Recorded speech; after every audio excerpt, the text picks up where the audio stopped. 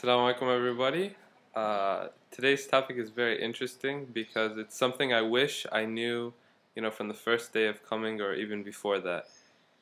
It's laughing and smiling at people. So in Ammiya class, which is the colloquial Arabic that we study here, which is spoken among the people, again, you have a modern standard Arabic, which is the news and official things, and religious services, and then you have a colloquial, which is spoken amongst the people here. Nobody speaks modern standard Arabic between each other, but again, I prefer that, so I do it when possible. Um, we were studying a song by Amr Diab, and Amr Diab is a very famous, very, very famous singer, not only here in Egypt, and he's from Port Said or Port Said, but all over the Arab world. He's very famous, and he has this song that we were analyzing called ضحكت or ضحكت لك. No, but I think it's just ضحكت, which means she laughed. Now I don't have the song in front of me, but I remember some of the parts and stuff. It's not very hard to understand if you know basic colloquial Egyptian, so I suggest you check it out or maybe even listen to it. Maybe I'll post a link or something like that on the YouTube information thing. But basically, the song goes, it's telling about this. It's Amr Diab talking to this guy, and he's saying, she laughed, and that just opened up the way for you. It means she wants to spend her life with you, as in she wants to get married to you. And near the end of the song, the girl laughs twice, and he's like, look, she laughed again. What more do you need? I mean, she's giving you a very, very clear sign that what it seems like, that she loves you.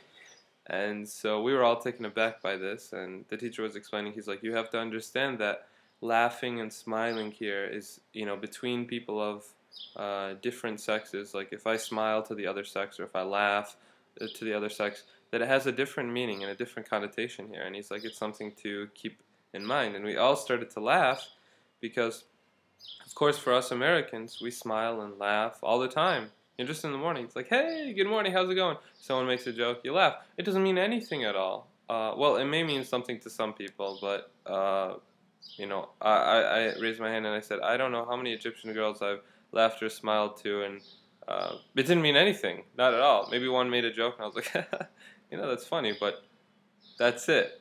And we were all thinking, how many people have we given the wrong message to? It's kind of scary because, you don't want... This is something I actually asked one of my Egyptian friends here in the first week. I was like, because I like to know this about every culture, and I was like, how do I know what the signs are of, interaction and flirting and stuff like that? I want to know to make sure that I don't do them, so I don't give people the wrong signs, because I don't want to be flirting, or what may be seen as flirting in one culture with someone when I don't mean anything at all, and everyone interprets it differently. And so, who would have known that something so normal in our culture is something that could be seen as sexual here? And I don't mean sexual in a bad way. I mean, something that is flirtatious or has to do with the relationships between males and females. And then I remembered one particular girl who's a cashier here next to us, and I always used to think she was such a mean girl. Because every time I'd go there and I'd buy, I'd be like, hey, salamu alaikum, amle, how are you? And she would just have a straight face, be like that, and be like, shukran, and I'd be like, salamu alaikum, she'd be like, wa alaikum assalam, which is like, peace be upon you and peace be upon you too. It's like hello and goodbye here. And I always used to wonder, I was like, man, what am I doing? Am I doing something wrong? Why is she so mean to me? And the teacher explained, no, these people are not being mean to you. This is just their culture. This is their way of showing you that there's nothing between us. Maybe she's engaged, maybe she's married, maybe she's just not interested. And that's their way of showing it. And so, it's different. Different things are used in different cultures. And so that's something to keep in mind when you come here. We travel in general, that when a person doesn't smile, our teacher was like, we just don't smile at random people of the other sex. It's just... especially when you're alone, like going out or something like that. He's like, no. Or if you're walking, he's like, that's a definite no-no, because that's a very clear sign. Maybe if you're in a group, the laughing and smiling might be more okay. Now, of course, it's more nuanced than that, but this is just a general idea that I learned. Here's an interesting thing about that one girl. So yesterday, we learned this like 2 days ago, and yesterday I went to a shop to the same shop, and I was buying a bottle of water. And usually there's a guy who stands next to her, well, sometimes. And so he stands next to her and he gets my bottle of water. And I will always have to jump in because I don't know why bagging things here is huge.